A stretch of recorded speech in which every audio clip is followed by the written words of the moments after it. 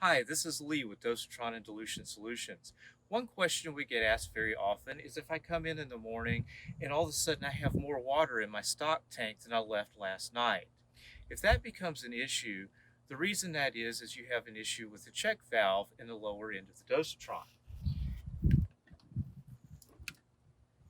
To service the check valve, first take the hose nut off.